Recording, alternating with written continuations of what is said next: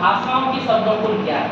और कहीं ना कहीं हो सकता है कि कुछ लोगों को ऐसा भी लगे कि अगर हम जो अन्य भाषाएं हैं उनके शब्दों को अपने हिंदी भाषा में लें तो हमारी हिंदी भाषा का उन्नति नहीं होगी, हिंदी भाषा की उन्नति नहीं होगी। पर मैं ये नहीं मानता हूँ। मेरा मानना ये है कि अगर कहीं से भी हमें सीखने को मिले, भगवान के जो अवतार थे दत्तात्रेय जी, उन्होंने भी 24 गुरु बनाए थे, इंसानों को ही नहीं, उन्होंने 20 लोगों को भी गुरु बनाया था।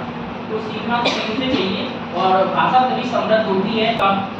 पाली, प्राकृत, उसके बाद अपभ्रंश, अवहट, इस तरीके से रहा है। उसके बाद प्राचीन संस्कृत, प्राचीन हिंदी थी। प्राचीन हिंदी के बाद अब हम लोग जो उपयोग करते हैं, इस्तेमाल में लाते हैं, वो हमारी आधुनिक हिंदी है।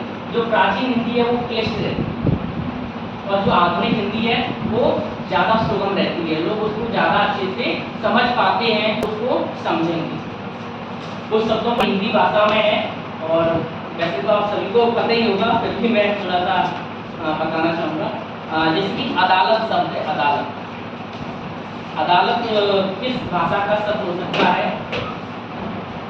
अदालत बिल्कुल सही, अरबी भाषा का शब्द है। और हमारे यहाँ जो कोर्ट कचहरी में जो उपयोग किए जाते हैं शब्द वो अधिकतर अरबी और फारसी के हैं, क्योंकि जो अकबर के दरबार में नवरत्न थे टोडरमल, उन्होंने अरबी फारसी के शब्दों का ज़्यादा प्रयोग किया है। तो वो शब्द अभी भी हैं। रोजनामचा, जैसे ये शब्द रोजनामचा होता है, तो कई सारे ऐसे शब्द हैं जो कि मुगल अरबी भाषा से लिए हैं, अरबी और फारसी से। इसी प्रकार से किशमिश फारसी का है और कुछ तो इंग्लिश के शब्द, इंग्लिश के तो अधिकतर शब्द हैं, इंग्लिश के तो अधिकतर शब्द हैं। पेंसिल, मलेरिया, स्वेटर, केक, कुछ इंग्लिश के ऐसे शब्द हैं जिनको हिंदी में परिवर्तित कर दिया गया है। वो लगते हिंदी के हैं पर वो होते इंग्लिश के हैं। हॉस्पिटल, ये इंग्लिश है, हॉस्पिटल को अस्पताल बोलते हैं, ये भी इंग्लिश है। ये तदवा हो गया है, तत्सम नहीं रहा। तो कुछ ऐसे भी शब्द हैं।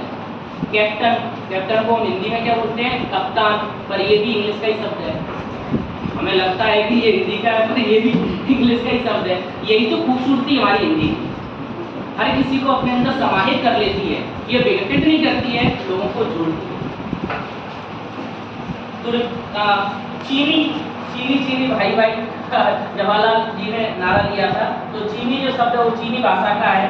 चाय, लीची, जापानी, कई सारी भाषाओं से